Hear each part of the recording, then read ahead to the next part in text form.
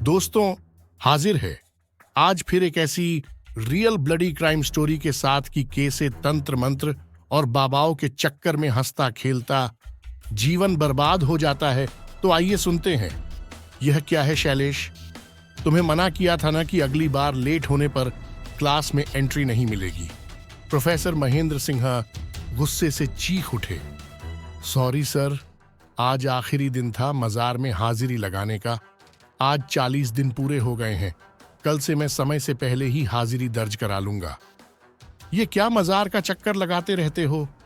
इतना पढ़ने लिखने के बाद भी अंधविश्वासी बने हो। प्रोफेसर ने व्यंग्य किया। सर, ऐसा ना कहिए। एक छात्र बोल उठा। सर, आपको रेलवे स्टेशन पर बनी मजार की ताकत का अंदाजा नहीं है।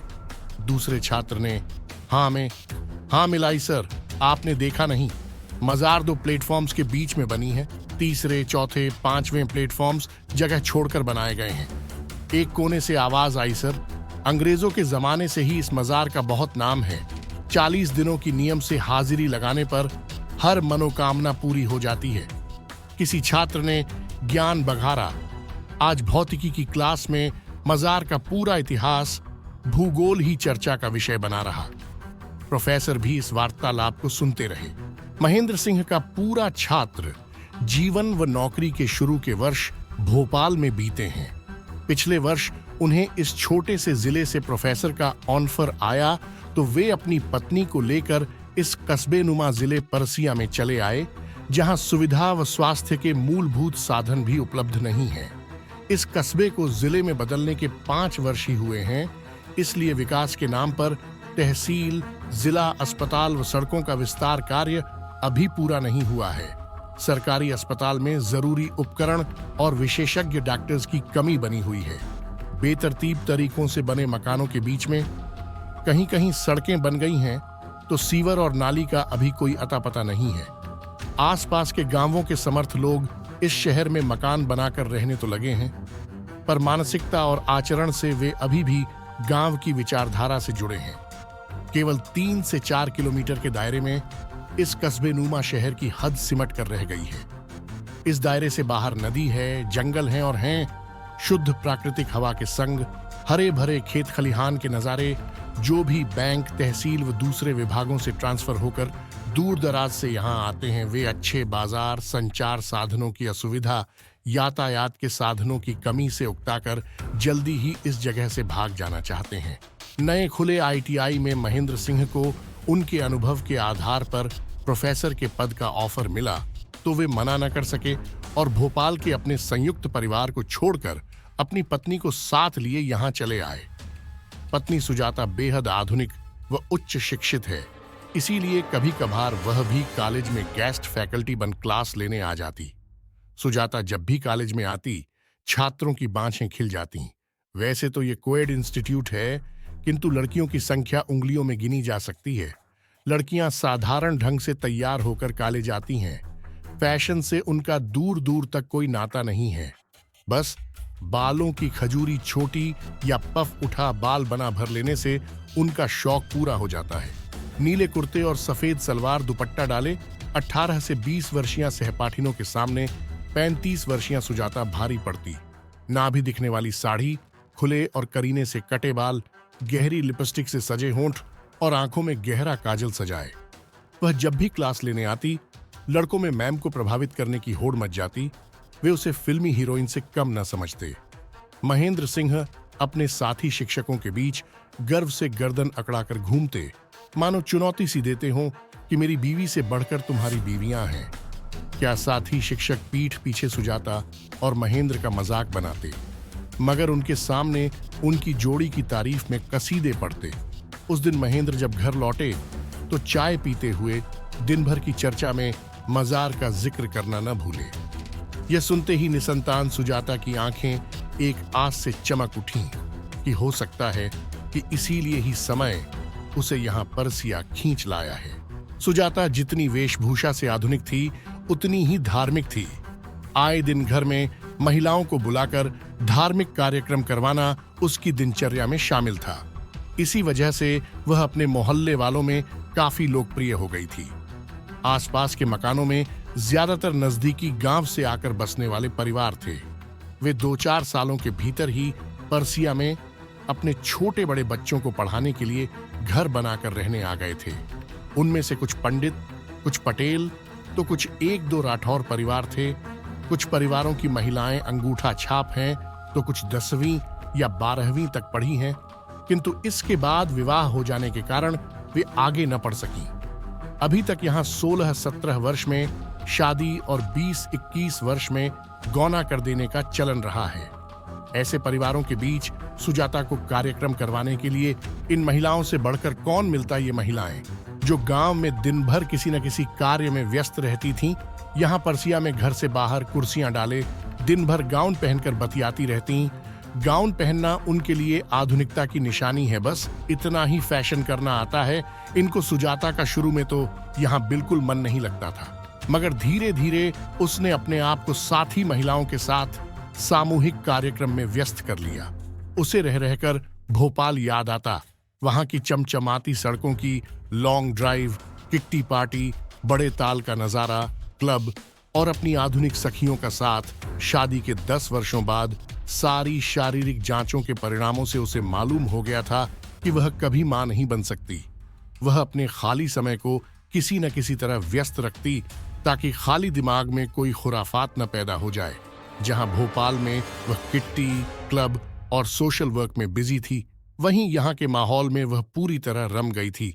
हाँ, मगर नियम से वह यहाँ के एकलौते ब्यूटी पार्लर में जाना न भूलती। यहाँ की ब्यूटिशियन से ज्यादा तो उसे ब्यूटी नॉलेज थी, इसीलिए उसे भी वह तरह तरह के ब्यूटी टिप्स देती रहती। ब्यूटिशियन रमा जबलपुर में अपनी मौसी के घर रहकर 6 महीने का कोर्स करके पर्सिया में अपना पार्लर खोलकर बैठ गई थी। यहाँ युवतियां थ्रेडिंग और फेशियल खूब करवाती थीं। उसका पार्लर चल निकला, परंतु सुजाता के आने के बाद रमा को waxing, manicure, pedicure, hair cutting के नए तरीके जानने को मिले। वह सुजाता को देखते ही खिल उठती और सोचती, कितनी उच्च शिक्षित है, मगर स्वभाव उतना ही सरल है। इधर सुजाता का मन मजार के चक्कर लगाने को मचलने लगा।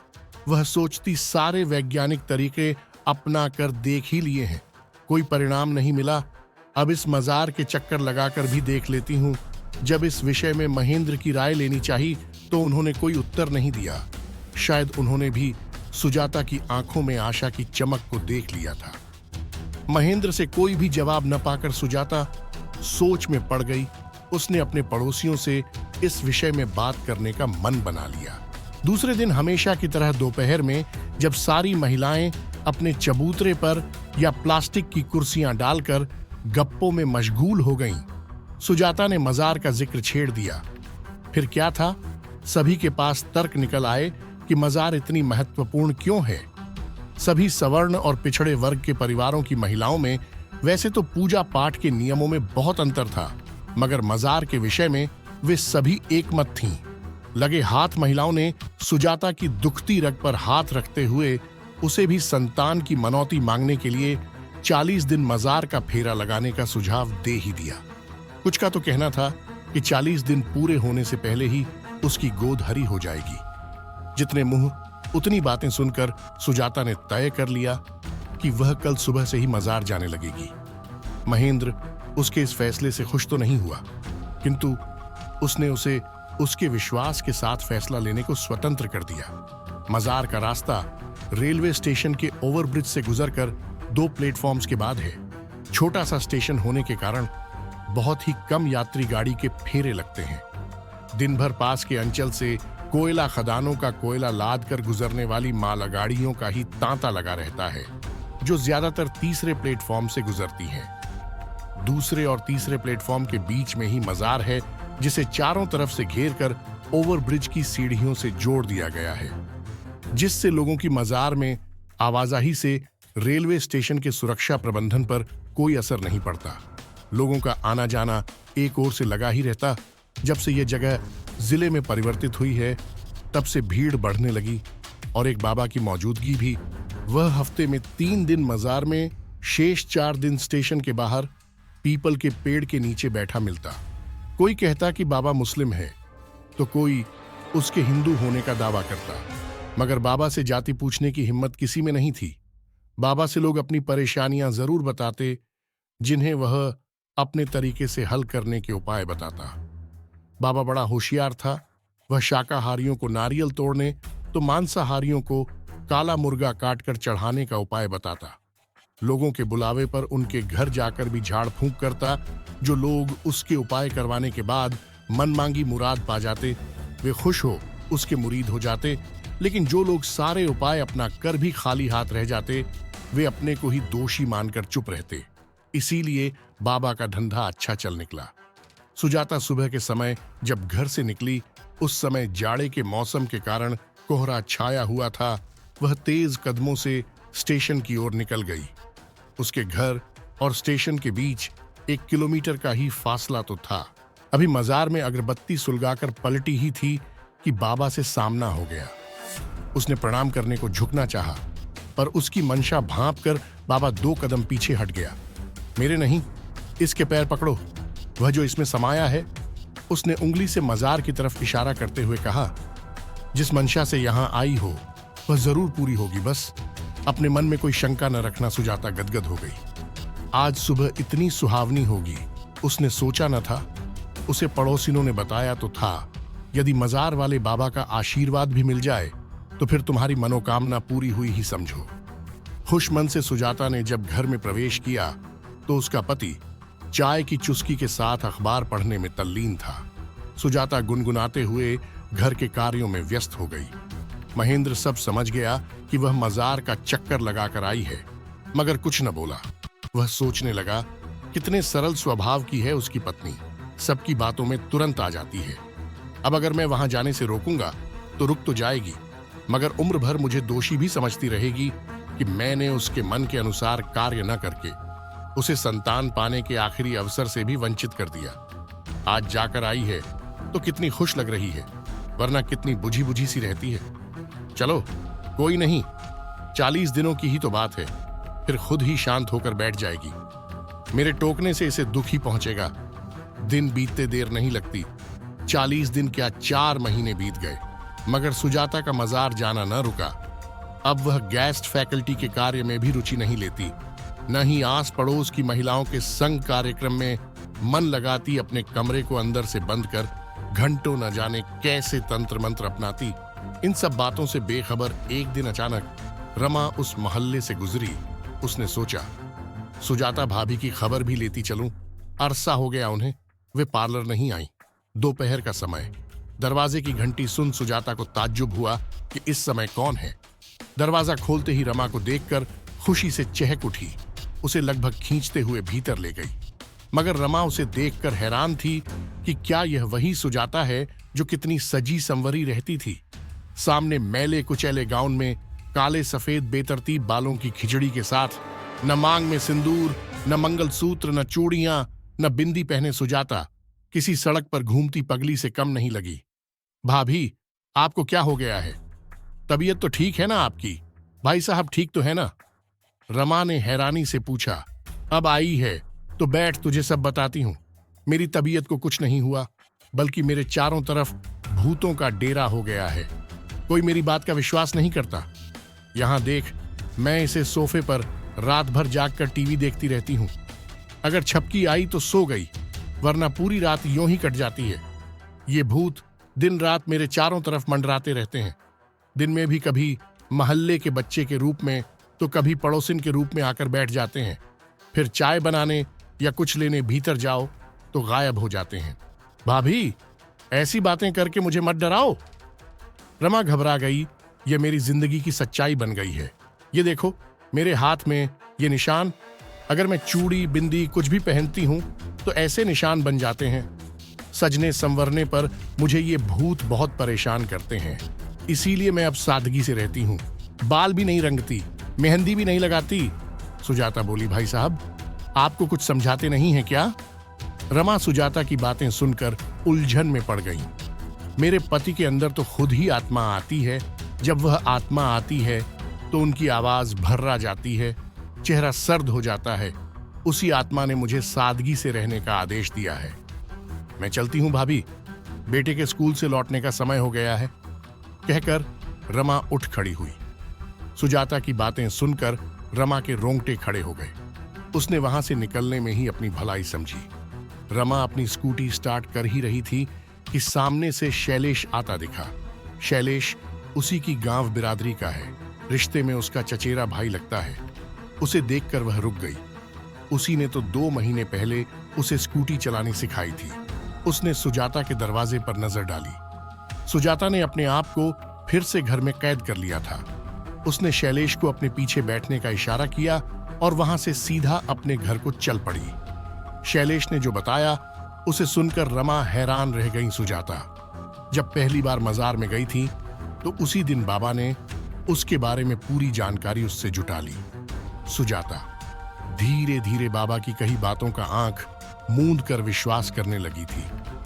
किंतु 40 दिन बीतने के बाद भी जब कोई परिणाम न मिला तो बाबा ने उसे समझाया कि यह सब तुम्हारे पति की शंका करने की वजह से हो रहा है। जब तक वे भी सच्चे मन से इस ताकत को नमन नहीं करेंगे तब तक तुम अपने लक्ष्य को नहीं पा सकती।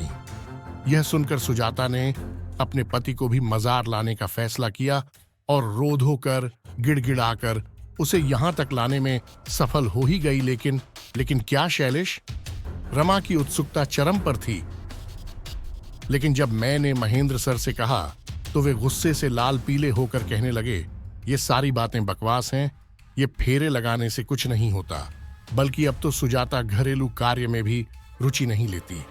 बीमारों की तरह पूरे दिन वह लेटी रहती है। चलो मैं भी वहां का नजारा देख कर आता हूं।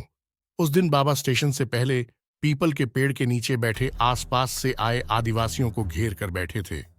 उस दिन मजार का मेला भी था, जो मजार पर न लगकर बाहर पास के मैदान में लगता है। उस दिन की भीड़ को देखते हुए किसी को भी स्टेशन की सुरक्षा के लिहाज से मजार तक जाने नहीं दिया जाता। इसलिए जो भी भक्त चादर, अगरबत्ती, धूप जो भी चढ़ाना चाहे वह बाबा को सौंप देता है। इसीलिए बाबा के चारों तरफ भीड़ जुटी थी, जिसमें गरीब आदिवासी महिलाएं, उनकी बेटियां बहुत श्रद्धा के साथ हाथ जोड़ लाइन से आगे बढ़ती जा रही थीं। सर उन सबको बड़े ध्यान से देख रहे थे। थोड़ी देर में जब बाबा की नजर मेरे साथ खड़े सर पर पड़ी तो वे समझ गए कि ये सुजाता मैम के पति होंगे। उन्होंने उन्हें दूसरे दिन आकर बात करने को कहा। सर मेरे साथ वापस आ गए। तब तक तो मैं भी नहीं जानता था कि मैं खुद बाबा के हाथों का मोहरा बनकर रह गया हूं। वह एक तरफ सुजाता मैम को बच्चे के ख्वाब दिखाकर बरगला रहा था तो दूसरी तरफ प्रोफेसर को दूसरी शादी के सब्ज बाग दिखाने लगा। इन दोनों को अपनी बातों का विश्वास दिलाने को बाबा जब न तब मुझे और मेरे दोस्तों को बुलाकर हमारी मनोकामनाओं के पूरी होने के उदाहरण देता। हम भी उसकी बात में हाँ मिलाते, क्योंकि हमें बाबा की ताकत पर भरोसा भी था और डर भी। धीरे धीरे उसने मैम के दिमाग में यह बात भर दी कि उसका रहन सहन, पहनावा आकर्षक होने के कारण पीपल के पेड़ के भूत उस पर आसक्त हो गए हैं। इसलिए उसे सबसे पहले अपने आप को सादगी में रखना होगा। दूसरी तरफ प्रोफेसर को दूसरी शादी के लिए रिश्ते दिखाने लगा। उन्हीं में से एक रिश्ते में 16 साल की एक गरीब की लड़की का रिश्ता भी था, जो प्रोफेसर को बहुत ही भा गया। आजकल सर के बहुत चक्कर लग रहे हैं। उस लड़की के गांव के यहां से 15 किलोमीटर पर ही तो है। वह गांव, वहां आदिवासी परिवार हैं। उनके वहां अभी भी बाल विवाह, बहु विवाह का चलन है। अब क्या है, सर की 5 उंगलियां घी में हैं। वे भी बस लगता है अपनी बीवी के पूरी पागल होने के इंतजार में है, ताकि उसे पागल खाने भेजकर उसकी सहानुभूति भी बटोर लें और फिर उस कन्या से विवाह कर संतान भी पैदा कर लें। मेरी गलती बस यही है कि मैं बाबा और सर की चालों को पहले समझ ही नहीं पाया, वरना मैम की कुछ मदद कर देता। मगर अब उनकी मानसिक स्थिति को केवल किसी मानसिक रोग विशेषज्ञ से मिलकर ही संभाला जा सकता है। लेकिन मानसिक रोग विशेषज्ञ इस शहर में मौजूद ही नहीं है और दूसरे बड़े शहर में ले जाकर इलाज कराने के मूड में प्रोफेसर हैं ही नहीं। शैलेश के मुख से यह सब सुन रमा गौर चिंता में आ गई। बेचारी सुजाता भाभी। यह मक्कार बाबा जब प्रोफेसर को अपनी बातों में न उलझा पाया तो उसने दूसरा जाल फेंका, जिसमें बड़े बड़े ऋषि मुनि न पार पा पाए। तो फिर उस जाल में यह प्रोफेसर कैसे बच पाता? वह दूसरी शादी करने के लिए अपनी पहली पत्नी को भूल गया। मौका परस्त आदमजात। यह सोचकर रमा अपना सिर पकड़कर बैठ गई।